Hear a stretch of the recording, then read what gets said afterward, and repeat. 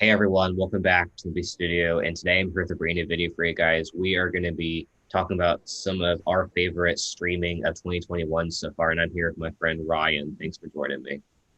Thank you for having me, Micah. It's always a pleasure to be with you. Yeah, so you can follow the channel at Ryan Cam. I'll put a link in the description down below. You're trying to reach 200, correct? I am at 160. I'm 40 away from 200 subs. I just fingers crossed. I want to get to that number by the end of the year, and I think I can do it. So if you haven't checked me out, please do. Yeah, yeah, I'll link it down below. So overall, I feel like this season has had a really good year in streaming because I feel like 2020 was an unfortunate year in which a lot of things got delayed. So 2021, I think, really came back, especially the more recent months, really have just come back with a lot of streaming. So what have you just thought of streaming this year so far? Well, my general thoughts. I think that I do agree with you. 2020 was just a generally sad year for everybody, pretty much. Let's not go into that, but I think just on the whole, whether it's related to like theater releases or streaming, I think it's been a pretty solid year as a whole. There's very few things that I can definitively say are either bad or just like kind of forgettable. At very least, they're like, okay, I like that. That was good. So I think this is definitely a recovery year, and for a recovery year, everybody's like all hands on deck, I guess. Hmm. I mean, you can think Artemis Fowl, but that was 2020. So Yeah, that was 2020. And let's not talk about that. okay. So yeah, we wrote down five of our favorites. I think they mainly um I mean we have one in common, but I think our interests pretty much align with each other. So I'm gonna start. I wrote down Never Have I Ever season two. This is on Netflix. Pretty much it's about a girl who's lost her father, lost control of her legs, wants like a fresh start. It's high school stuff. I personally enjoyed it. It is like Indian cast pretty much, which I think is interesting. Not like a lot of productions I see that way, but the comedy is also questionable, but I personally enjoy it as a whole. I like the shows where it doesn't necessarily, it's not all like goofy or love triangles. It still has like that touching aspects to it. So what was your first pick? So my first choice, and this is, I was kind of peer pressured into watching a bit because everybody was talking about it, and I was just like, fine, I'm just gonna watch it, and I'm glad I did. It's the Mitchells versus the Machines. This was on Netflix, and this was from Lord and Miller, I believe, who directed Lego Movie and Lego Batman movie and Into the Spider Verse. Everything they've touched is pretty much turned to gold at this point. I don't think they've had a single like bad thing that they've been involved with, to my knowledge, at least. And on the whole, this is just a movie that is really full of heart. I think, as far as plot wise, it reminded me a lot of the original Goofy movie. Micah, I don't know if you've ever seen that. It's super underrated. Watch it if you haven't.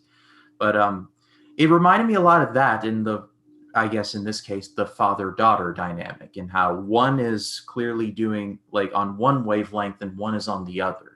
It takes the rise of the machines to bring them together, but hey, it's fun nonetheless. The animation's wonderful. The characters are really well fleshed out. Dialogue's really funny at parts. On the whole, this is one of the biggest surprises that I've seen all year. I can comfortably say it's in my top 10, and I did not see that coming. I'll have to make sure to check that. I have seen the original Goofy movie and I really enjoyed it. So yeah, I'll make sure. So it's on Netflix, right? Mitchell's? Yes. Goofy movies on Disney Plus, that's for certain. Yeah. Okay. So my next pick I wrote down is Loki. This just wrapped up last week, and uh, I saw you make a Twitter post about it. Have you seen it? Yeah.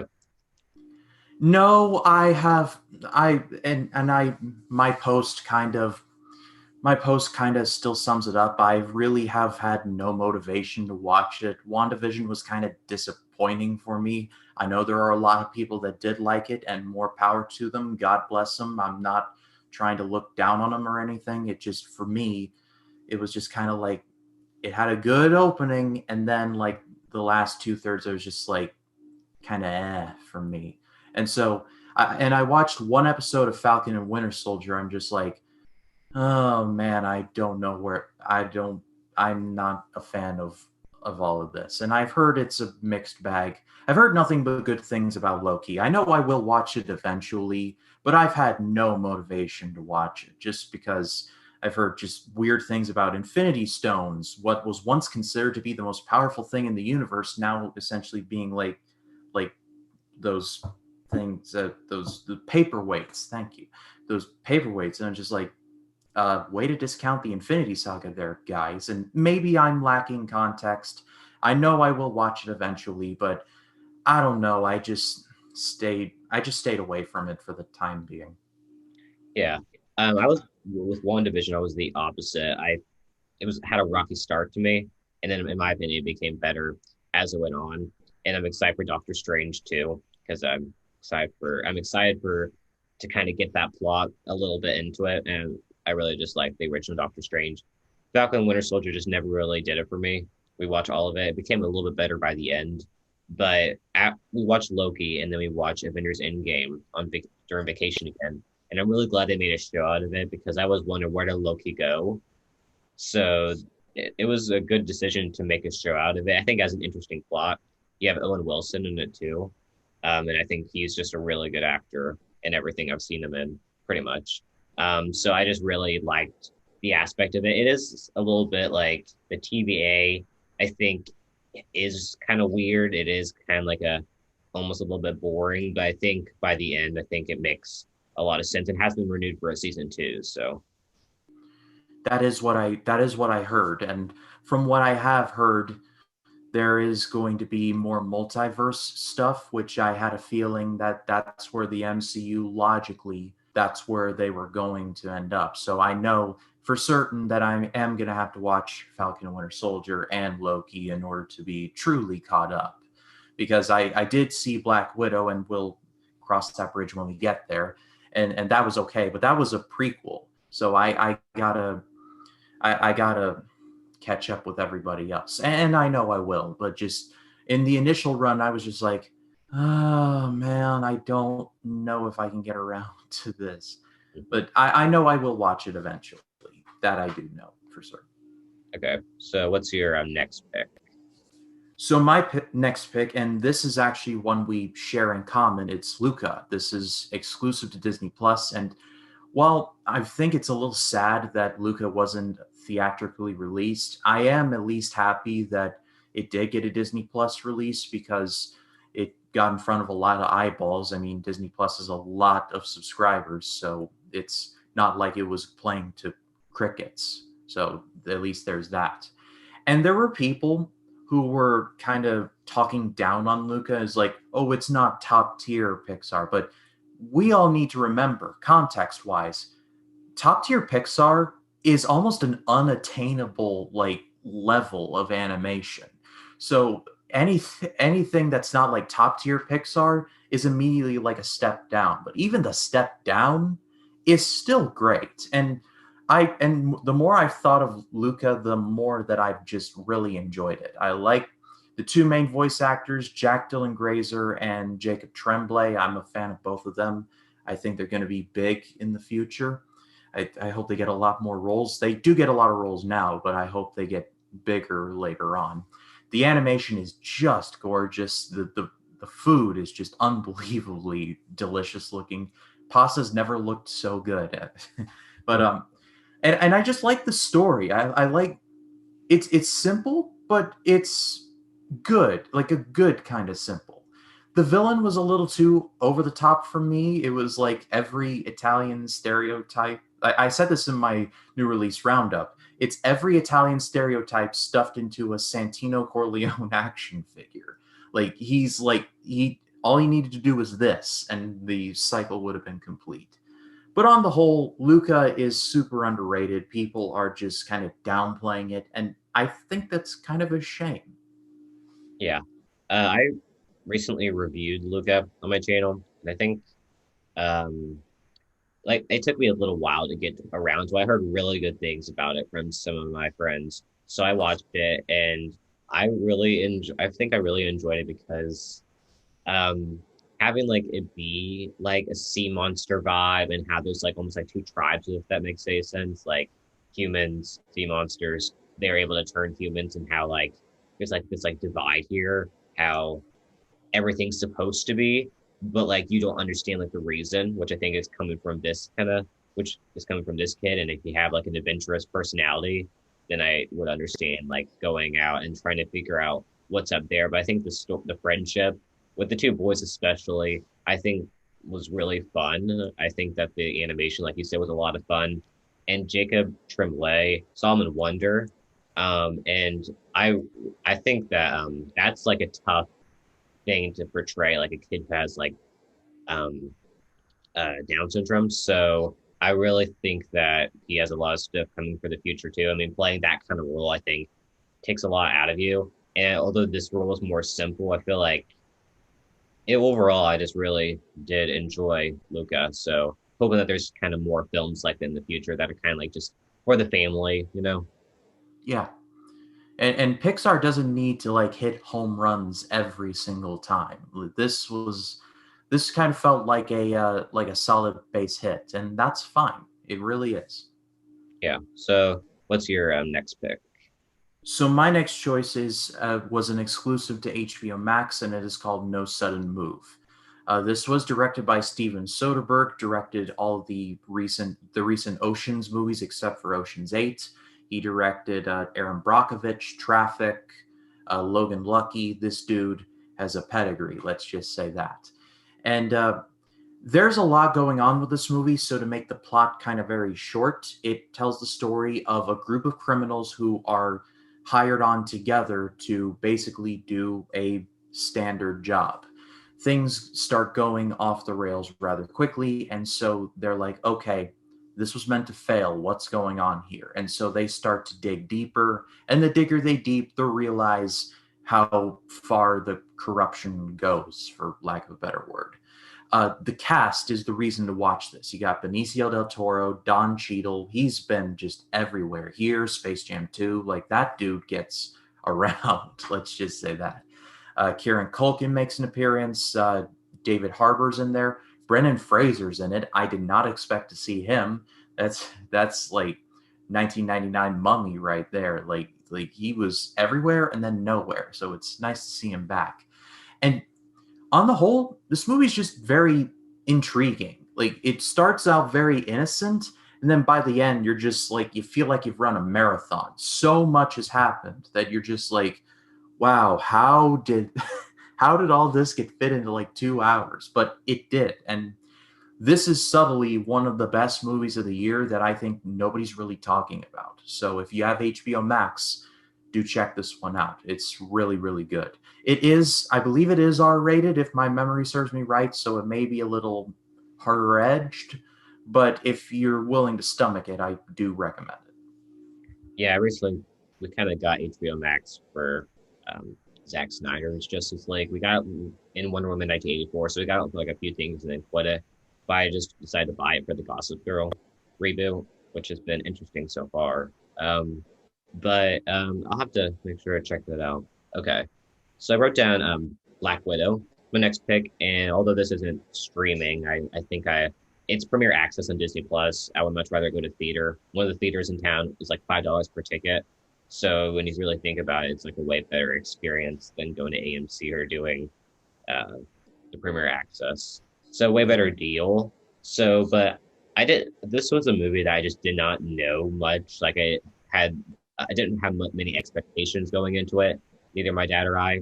And I think we came out of it like really enjoying it because I felt like the action was well done. I felt like the humor was like really good. I feel like um, I mean I felt like the theater just cracked up like several times, like several jokes. I felt like the story was good behind it, the family dynamic.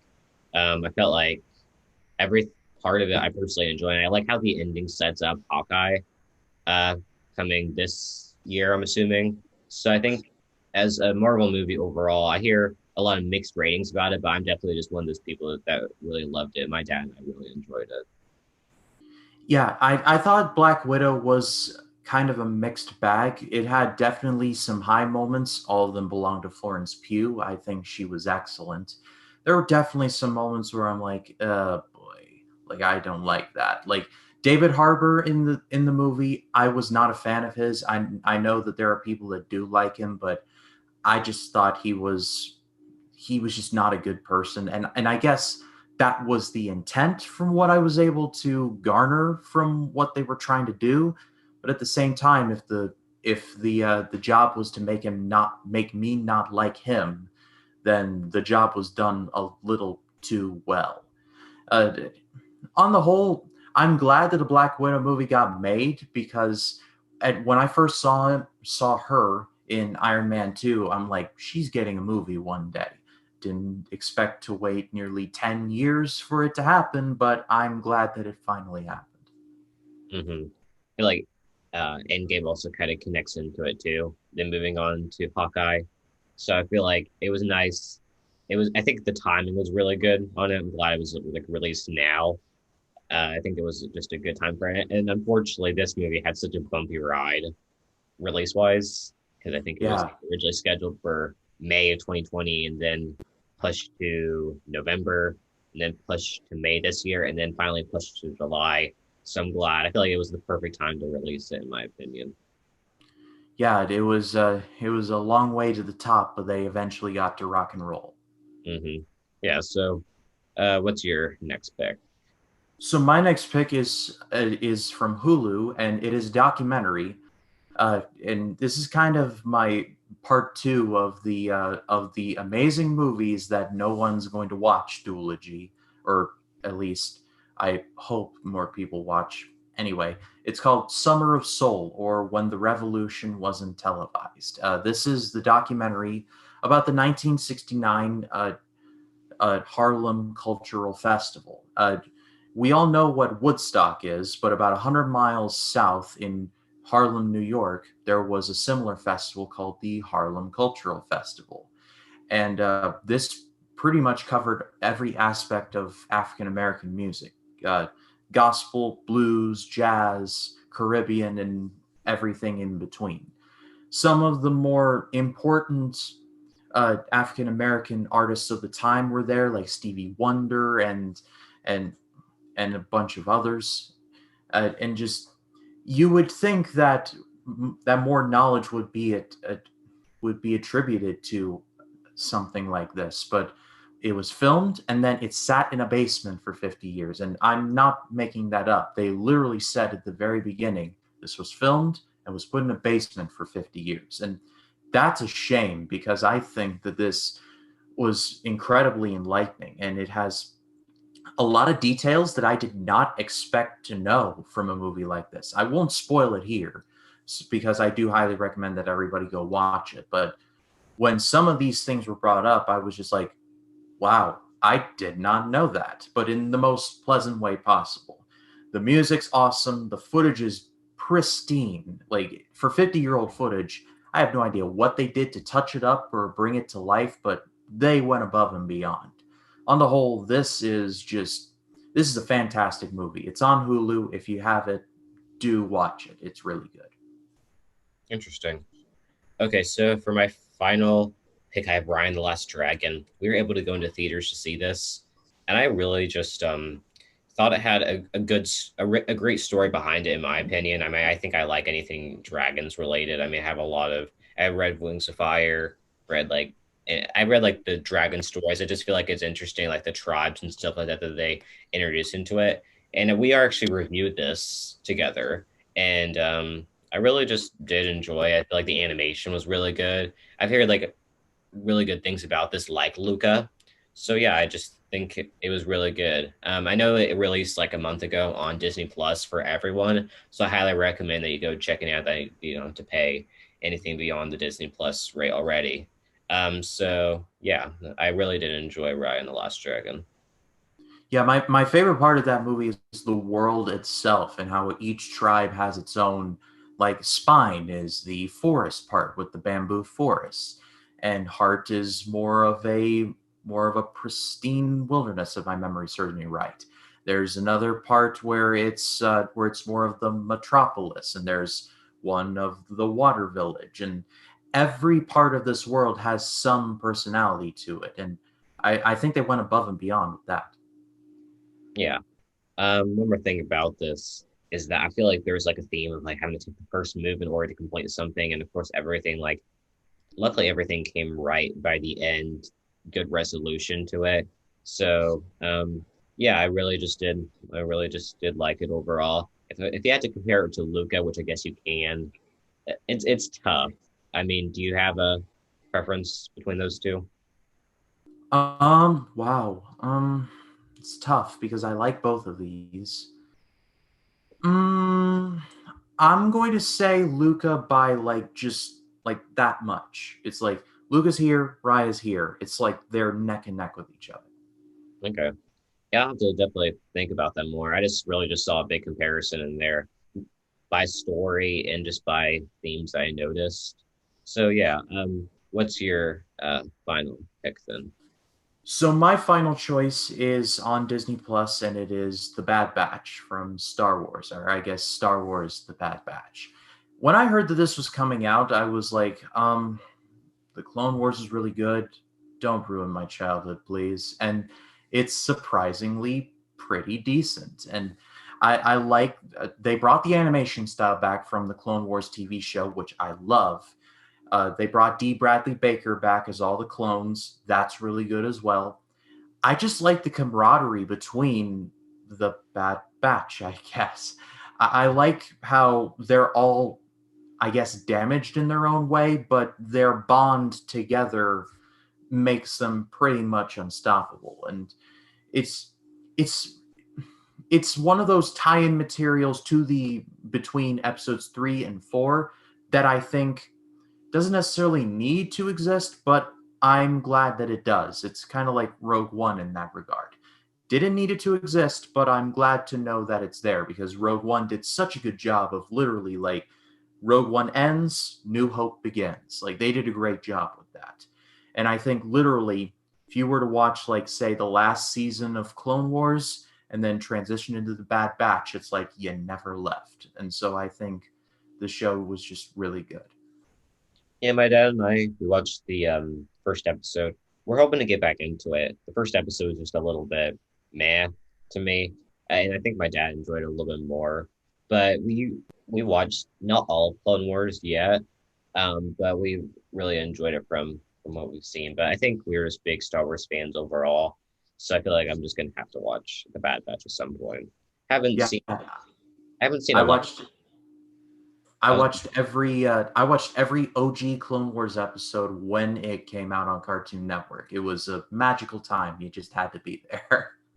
I was gonna say that haven't seen a lot of stuff about the Bad Batch online, just from what I follow, but I'm hoping to eventually watch it. So yeah, we kind of that was fun to be able to just kind of dive in. So those are some suggestions for you guys. I feel like you can also follow Rachel and Ryan have a podcast called Hidden Gems. They pretty much dive into every streaming service, all like the hidden stuff there. So you really have no excuse for something to watch, Yeah, especially now. yeah. As she always says, there's no excuse to be bored. Well, I mean, that was good for 2020 as well, when there was really just nothing. So it's good that you launched that podcast then. And now everything's like coming back to life. I'm so glad they are doing the podcast because I try to listen to mainly every episode. So yeah. Yeah, I on it. We and I guess I don't know if Rachel may have talked to you about this, but or we may have mentioned it on an episode. But Rachel and I think our plan was to only do it like 2 or 3 weeks because, oh, theaters will be back eventually, right? And then going into a year of them being closed, and it's like they're coming back, right? And so it was a 2 or 3 week thing that is now going on a year and a half. And I'm truly grateful to be working with Rachel. And I love doing the podcast with her and doing best and worst and other things. And I guess a peek behind the curtain, I also edit Talking Heartland for the Hallmarkies podcast network. So I've become very, I guess, intimate with all things Rachel Reviews universe, if you will. Yeah, I mean, like I think that she has a great system going on, honestly, with her stuff and Hallmarky's podcast stuff. So I've really just been enjoying it. I mean, I've been on a few episodes of Talking Heartland. So yeah, I think things are going good. Glad that things are getting back into theaters, but I'm also glad you guys are still doing your podcasts. I've been watching some of the best and worst episodes, and I think that's a really good idea. Like really fun idea to dive into a specific actor or actress, dive into their movies, discuss what you like, what you disliked about them. I think a really good idea. I noticed that I think it could be really popular I think it because I feel like there's so much potential for that kind of thing. Like you're talking about an actor or actress, so I feel like that could really take off, in my opinion, like really good. But I'm Yeah. really glad that you guys are doing those things. And I think Rachel would echo this, but we're happy to do them, and we'll continue to do them until I guess we get tired of it, which I don't expect will be anytime soon. Yeah, or unless YouTube, like something happens to YouTube, which I don't think it's going to. You never know though. Yeah, knock on wood and all that. Okay, so honestly, nothing really worse streaming when I'm really thinking about it. Like this year has really been solid with what's been produced. Would you agree? Yeah, I absolutely agree. Like I said at the beginning, like even at worst is like okay, that was good. Like nothing that made me like oh that was terrible. It was like I like that. I like the spirit of that. I like the spirit of that at least. hmm Yeah, so um I mean, things like Ryan the Last Dragon and Luca, really heartwarming things that I think everyone should watch. And although I think I kind of wish they were able to come out in 2020, I'm still glad they were able to come out in 2021 because I feel like this year has just been really, really good with getting back into the swing of things. And next year, I think things will officially hopefully be back. Praying that COVID doesn't mess things up even more. I'm praying that. Yeah, well, at my church, they just brought bingo back, which is an ultimate sign of nature healing itself. Because what those people will do to get to their bingo is just like mind blowing. It's you just have to be there for that.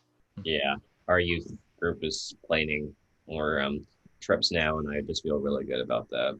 So That's awesome. I was a part of my youth group. It's those are awesome days. Awesome days. yeah, we're actually planning a trip for Holiday World at the end of summer. So really Oh, excited for that. Getting because I feel like unfortunately COVID just really messed up the whole youth experience. I'm really glad I didn't take too much out of it, though. I really don't want to waste a lot of time because youth group, in my opinion, like my parents were in it. It's just really one of the most fun times.